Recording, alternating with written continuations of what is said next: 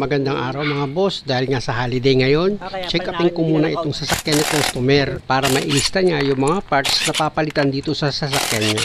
Ang problema kasi nitong sasakyan ni customer, pag napapadaan daw siya sa lubak, nakakarinig siya ng ingay dito sa gulong. Pero nung chinek ko naman itong pang-ilalim niya, wala naman ako nakitang problema. Actually mga boss, meron na akong inilabas dito na video, yung part 1. Kasama na itong preno sa harap nang ginawa ko yon, kaya okay na yung preno nito. Kung mapapansin nyo, iniikot ko itong hub niya para ma-check up ko itong bearing. So far okay naman. Pero nang sinilip ko yung boot ng CB joint niya, biyak siya. Pasensya na mga boss, hindi ko na itutok itong camera. Pero ipinasama ko na yung kay customer sa listahan niya sa mga papalitan. Tanggalin ko muna yung 2 bolt dito sa brake caliper mga boss, kasi i-check ko yung brake pad nito kung pwede na ba siya i-recommend sa pagpalit or lilinisan ko lang. Iangat ko na itong brake caliper. Actually mga boss, si customer lang din ang gumagawa ng sasakyan niya. Kaya lang, ang gusto niya mangyari ngayon, matiyak kung ano yung mga dapat niyang palitan dito sa sasakyan niya. Sa nakita ko mga boss, okay naman itong sasakyan niya eh. Medyo kinulang lang si customer sa maintenance. Itong ang brake pad niya, tinuturo ko sa kanya, biyak-biyak na siya oh. Tinuturo ko ng daliri ko, may mga hiwa-hiwa na tong brake pad niya, pero kung makikita nyo, medyo makapal pa naman yan. Kaya ang gagawin ko dyan mga boss, para sigurado ako, ililihahin ko maigi yan hanggang sa matanggal yung biyak niya. Pero pag dumiretso yan hanggang loob, recommend ko yan sa pagpalit. Kita nyo naman oh, hindi pantay yung kain nitong brake pad niya. Halatang hindi maayos yung pagkakalagay or pagkakalapat nitong brake pad niya dito sa rotor disc. Kaya ang sumayad lang halos kalahati ng brake pad. Tingnan nyo itong kabilang side ng rotor disc mga boss. Okay naman di ba? Wala naman siyang problema. Lumapat naman yung brake pad niya. Pero dito sa kabilang side, kung makikita nyo, hindi lumapat itong brake pad. Kaya ganyan yung itsura. Kaya recommended itong rotor disc para ipa-replace. Kaya isa rin yan sa mga possible na paghina ng preno ni customer dahil nga sa hindi maganda yung pagkakalapat ng brake pad dito sa rotor disc. Kaya pag tinapakan nyo yung brake pedal, mahina talaga yung preno. Ayan nga mga boss, kung makikita nyo, kinapa ni customer itong rotor disc niya para malaman niya na kailangan talagang i-replace yan at isinama niya na yan sa listahan. Ito naman brake pad mga boss, hindi ko muna pabilin si customer. Liyahin ko muna yan, tignan ko kung hanggang saan yung aabutin ng biyak ng brake pad niya. Pero kung sa pagliyang gagawin ko matanggal yung biyak, pwede pa yan. Halos kalahati pa yung kapal nitong brake pad eh. Sayang naman kung papalitan ko agad. Kita nyo sa pagliha na ginawa ko, nawala na yung biyak niya. Ibig kong sabihin kasi mga boss, nagkaroon siya ng lamat dito sa brake pad. Yung nagkaroon siya ng guhit. Akala ko hanggang ilalim na yun, hindi naman pala, ibabaw lang. At dahil sa good naman yan, dito na ako sa sliding pin. Ang problema naman dito sa sliding pin niya mga boss, maluwag na, manipis na itong sliding pin niya. Kaya ang nangyayari siguro, nakakarinig talaga si customer ng lagitek dito sa gulong. Ayan nga yung umiingay. Pag nalubak ka talaga mga boss, lalagitik yan. Pero sabi ko kay customer, dahil nga sa wala pa naman siyang budget, at yung diskarte ng gumawa dito, nilagyan din siya ng teflon. Kaya lang katagalan, syempre, kakahampas nitong sliding pin bolt dito sa holder niya, syempre iingay din yan. Pero hindi naman agad-agad, tumatagal din yan mga boss. Gaya nito mga boss, dahil nga sa wala pang ang budget, talagay naman may paraan kang magagawa, hindi ko gagawin. Natanggal ko na itong sliding pin bolt niya. Syempre gawa ko na ng paraan yan. Alangan naman pabayaan ko lang nag-iingay yan para si customer mapilita magpagawa. Hindi ganun, syempre gawa mo ng paraan kung may magagawa ka. Para si customer, magamit niya palang maayos itong sasakyan niya at hindi siya nagmamadali sa paghahanap ng pera pambili ng pyesa. Tingnan niyo mga boss, sumikip na siya, di ba?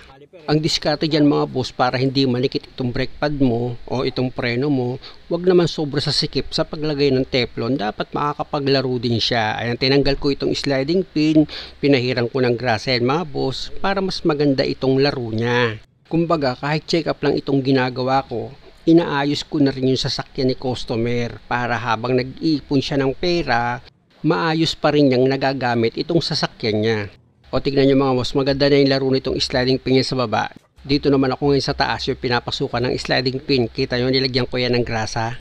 Pag okay na, ito namang sliding pin mga boss, papahiran ko rin yan ng grasa para hindi siya mag-stack up, madulas siya mga boss. Kaya ako ginagawa yan. Tapos yung boot, wag nyong kalimutang wag ilagay yan mga boss. Importante ang boot para yung grasa wag lumabas at hindi mapasukan ng dumi itong sliding pin papasok dito sa holder ng sliding pin mo. Pag okay na yung sumubrang grasa, punasan mo. At dahil nga sa nalinisan ko na itong brake pad mga boss, pwede ko na yan ngayon ilagay. At sa paglagay naman ng brake pad mga boss, madali lang dahil meron namang guide dito sa brake caliper holder mo. Itapat mo lang yung brake pad mo doon tsaka mo itulak. O tingnan nyo dito sa kabilang side mga boss, diba? Nakita nyo itong brake pad, meron siyang guide dito sa brake caliper holder niya. Itatapat mo lang itong brake pad tapos diin mo na siya, o diba? Naikabit mo na itong brake pad. Tapos silipin mo kung dapat ba yung pagkakabit mo ng brake pad bago mo ilagay itong brake caliper mo. At dahil lapat naman yung brake pad sa pagkakalagay ko, ito na, nilagay ko na itong brake caliper tapos yung dalawang bolt na number 12, ipinakapit ko na yan dito sa thread niya. Tsaka ako ngayon yung gagamitan ng impact wrench para i-final ko na yung higpit.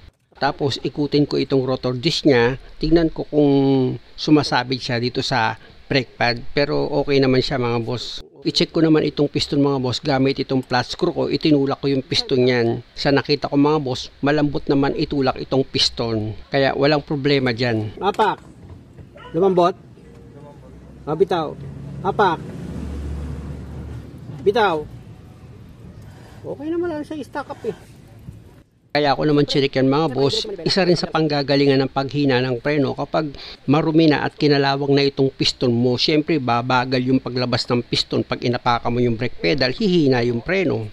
Iba rin siyempre yung totally stock up na piston na kapag tumukod yun sa brake pad mo, yung gulong mo hindi napipihit yan. O kaya naman pag nagpreno ka, pwedeng kumabig yung manibela mo pakanan or pakaliwa. O kaya naman yung isa mo pang mararamdaman, parang pigil yung hatak nitong sasakyan mo pag umaandar ka. Tapos yung mags mo or yung rim mo pag hinawakan mo, medyo mainit siya or nag-iinit na. Kaya ako naman ito nasasabi sa inyo mga boss, para hindi kayo napapagastos ng malaki at hindi kayo masyadong nag-aalala na mild lang yung problema ng sasakyan nyo, hindi naman talaga big deal yun. Kung mapanood nyo nga sa mga video, nililinis ko lang yan pag may mga stock up na piston tapos yung repair kit binabalik ko up to now. Mula nung ginawa ko, ibig kong sabihin, wala naman naging problema. Pero yung basher sasabihin nun, bukas sirado yan. 2 taon na lumipas, hindi pa nasira. Kaya si Basser mga boss dito sa mga comment section ko, pinakinggan nyo yun. Nako, mapapagastos talaga kayo. Kasi maniniwala kayo sa kanya. Kaya binabara ko yan. Tingnan nyo itong sliding pin niya, kinakalog ko. Talagang manipis na yung sliding pin nito mga boss eh. Doon sa sakyan ni customer. Kaya nga ipinasama ko na yan sa mga bibilhin niya, sa listahan niya. Ipinasulat ko na rin. Napansin ko lang itong brake pad niya nung tinanggal ko, easy oh, kung makikita nyo. Pero tingnan nyo yung gas-gas oh. Parang merong mali ano. Pareha sila dito sa kabilang side, yung loob ng rotor disc. Hindi pantay ang lapat ng brake pad. Kaya sabi ko kay customer, parehas itong i-replace tapos itong brake pad niya, pag na-replace, kailangan palitan na rin. Pero pansamantala mga boss, nilinis ko lang muna itong brake pad niya para matanggal yung gas-gas. Tapos ito naman dalawang sliding pin, kung makikita nyo mga boss, nilinis ko lang yan. Gamit ko lang dyan basahan. Kung mapapansin nyo mga boss, wala akong brake cleaner dahil nga sa ang usapan namin dito ni customer, check up ko lang naman itong sasakyan niya. Unang-una, holiday din kasi ngayon, wala rin kaming mabilhan na auto supply. Pero hindi naman hadlang yun para hindi ko magawa yung problema ng sasakyan ni customer. Yung lagitik niya dito sa brake caliper, matatanggal ko pa rin yan syempre. Sabi ko nga, kahit check up lang, kung may magagawa ka naman para kahit papano mabawasan yung problema, o di pwede naman gawin yun eh. Ang problema lang naman, hindi nagiging pansamantala, nagiging pansamantagal. Minsan pag kinota ko yung customer, sabihin sa akin, okay pa naman dirt yung sasakyan ko, wala pa naman naging problema dun sa ni-repair mo. O diba? Naging pansamantagal. Kahit sabihin ko pa, after 3 months ibalik mo sa akin para palitan yung pyesa, babalik sa akin yung customer after 1 year, after 2 years. Kasi nga, ang katwiran nila, okay pa naman daw. Pero pag naramdaman naman nila na medyo bumibigay na ulit, dun pa lang sila bumibili. Kaya nga kung mapapanood yung mga video ko, meron ako mga ganun eh. After 1 year, bumalik si customer kasi nakabili niya siya ng pyesa. Biro mo, after 1 year. Ay nako, balik na ako sa trabaho mga boss. Nakita nyo itong lagayan ng sliding pin. Nilagyan ko uli ng teflon yan. Tapos piniting ko siya. After ko mapiting, nilagyan ko ng grasa itong sliding pin para maganda yung laro niya dito sa brake caliper holder. Tsaka ako ngayon itong nilinis na brake pad, inilagay ko na rin. At kung mapapansin nyo mga boss, kaya madali ko natanggal itong brake pad kasi nga yung brake clip niyan, nang matanggal ko itong brake caliper niya, wala na yung brake clip niya dito sa brake pad, yung nasa baba. Ayan mga boss, sa taas wala akong pansinin nyo, diba? Kaya kasali na rin yan sa pinlista ko kay customer para bilhin niya. Pag wala kasi yung brake pad clip niyan mga boss, possible pag nagpreno ka, may tutunog na tak. tak, gumagano yan pag tinapakan mo yung brake pedal. May mga time na ganun. Lalo't yung brake clip niya dito sa baba, maluwag na rin. Ayun, madalas naman na yun. Eto kasi, mahigpit pa itong brake pad clip niya.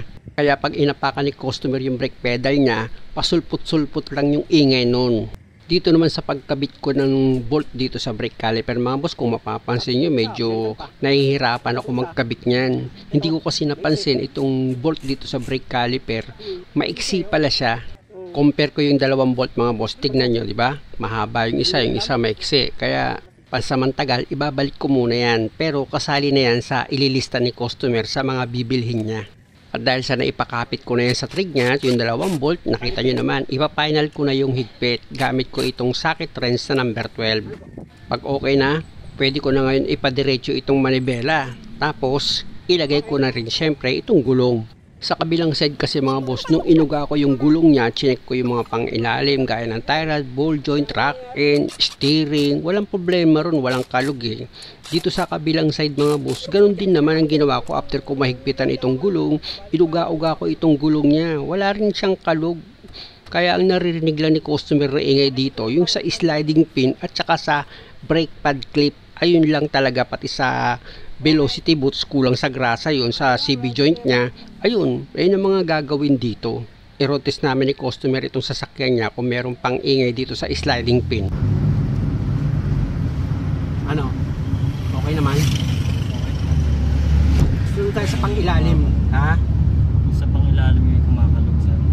Yung sa likod na shock absorber ni customer, mga boss, tagas na yung fluid niya. Kaya po replacement na rin yun. Diba? Nakita mo naman, diba? Putok na. Oh, yun oh. Si shock yun eh. Prrr, gumagano. Si shock yun. Basahan na siya eh. Nailista mo na rin yun. Narinig ko na eh. Wala ko narinig dito sa ano, okay na. Sa sliding pin, wala. Kasi ang brake clip naman, hindi naman yung tumutulog sa ano eh. Sa lubak eh. Tumutulog yung pag nagpreno ka. Tak, tak, gaganon yun. Yung brake clip, hindi siya kasali. Yung sliding pin sa mga lubak yun. Kasi paano pa gagalaw yung ano mo eh. So wala ko narinig dun. At dahil sa wala naman kaming narinig na ingay dito sa gulong niya, mga boss, muli maraming salamat sa panonood. Sana nakakuha kayo ng idea at kung maaari, huwag nyo naman sanang kalimutang mag-subscribe sa channel ko. Idaan ulit ni customer sa lubak itong sasakyan niya. No. Oh, sa harap walang tumunog.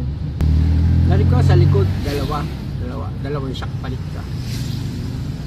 Muli mga boss, maraming salamat ulit.